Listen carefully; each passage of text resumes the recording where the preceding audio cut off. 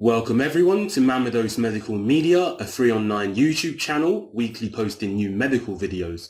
Join our Facebook and Telegram groups for more interaction and latest news. You could also support the channel on Patreon, where we upload multiple choice questions and other premium content. Thanks in advance. Hi everyone.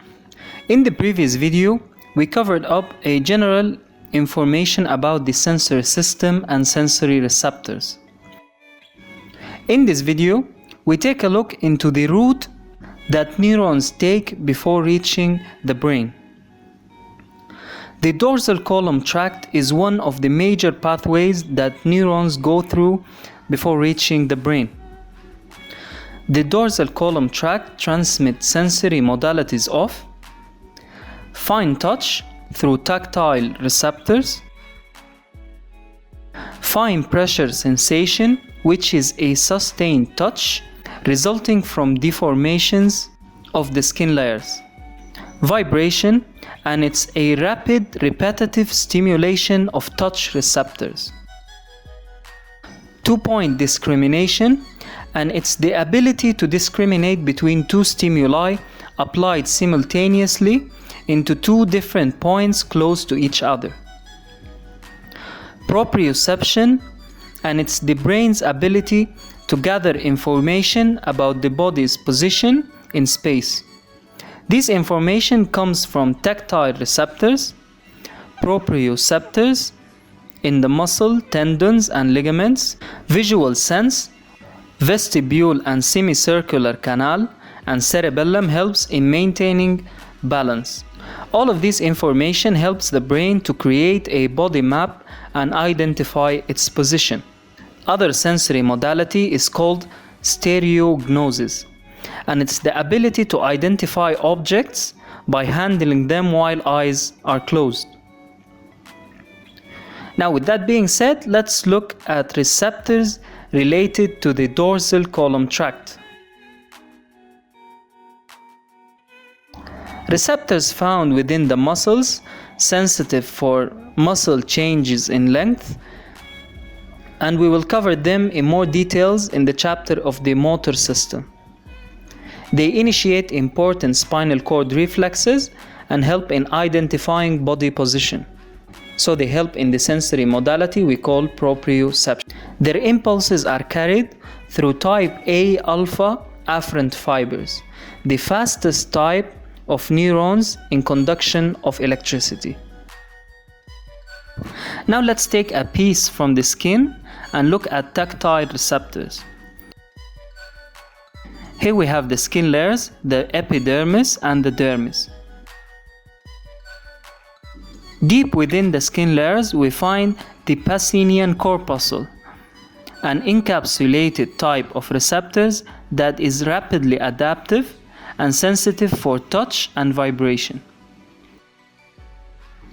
Other encapsulated receptor is the Meissner's corpuscle. These are found in non-hairy skin. They are highly adaptive and highly sensitive for low frequency vibrations. Expanded tip Merkel's disc are found just below the skin epithelium. They are slowly adaptive, and because of that, they send impulses of pressure, which is the sustained touch, in response to skin layers deformation. Ruffini endings, found deep within the skin layers and joint capsules, are slowly adaptive, multi-branched encapsulated endings. They detect heavy, prolonged touch and pressure and joint rotation. And because of their action, they are regarded as important receptors in proprioception. Hair end organs are receptors that are sensitive for hair movement and touching of the skin surface, in hair skin of course. Afferent transmitting signals from these receptors are of type A beta fibers, a rapidly conductive type of nerve fibers. Free nerve endings could be found almost everywhere in skin and other tissues, and they can detect almost all of sensory modalities. Their afferents are carried by either myelinated type A delta fibers or type C unmyelinated fibers. Now that we talked about the receptors, let's take a look at the dorsal column tract. The dorsal column tract consists of 3 ordered neurons. This yellow line here will be our midline, and here is the right side of the body.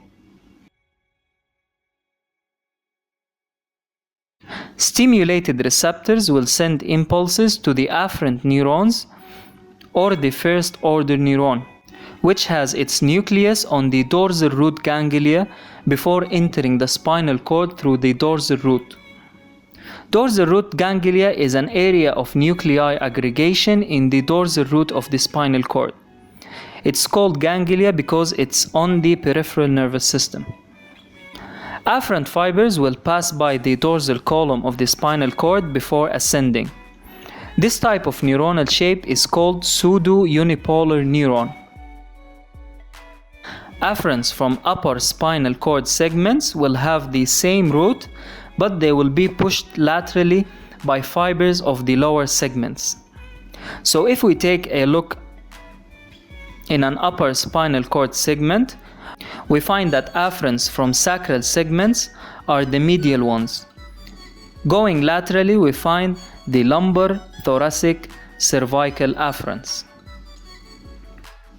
Some afferent fibers terminate and form reflex arc, while others go with the spinocerebellar tract. Don't worry about that for now, we will cover them in a separate videos. Afferent fibers below the level of T6 ascend together, forming the fasciculus gracilis, while afferents above the level of C6 level form the fasciculus cuneatus.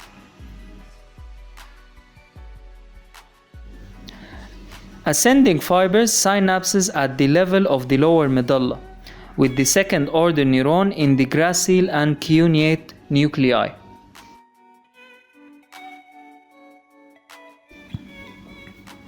Second order neuron fibers join together and decussate or cross to the other side. In the area of decussation, fibers are called internal arcuate fibers. Then after crossing, they form the medial lemniscus. For example, the right medial lemniscus is the second order neuron of ascending fibers coming from the left side of the body and vice versa. These fibers ascend going through the anterior part of the pons and lateral part of the midbrain till they reach the thalamus. This is a posterior-anterior view of the thalamus, and we will cover it in a separate video. But the important thing here is that all sensory fibers synapses with the third order neuron in the ventral posterior lateral nucleus of the thalamus. Third order neurons of all sensory fibers condense together when passing by the posterior third of the internal capsule. And this is one of the reasons why this area is so important. After passing by the internal capsule, they scatter, forming part of the corona radiata. Third order neuron are then synapsed with the area of the sensory cortex in respect to its function. Few branches synapse with the limbic system to generate sensory affect or the emotional reaction related to the sensory modality that was received. Remember the lenticulostriate arteries we talked about in the previous videos? They supply the basal ganglia, internal capsule, and the thalamus. Thrombus in these arteries preventing blood flow will result in a complete loss of sensation in the other half of the body. Now, before ending up with this video, let's have a quick recap. First order neuron ascend till synapses at the level of the medulla. Second order neuron decussate and ascend till synapses with the thalamus. From the thalamus, the third order neuron will synapse with a certain area in the sensory cortex with respect to its function. Our next video will be about the spinothalamic tract. So we meet again till then.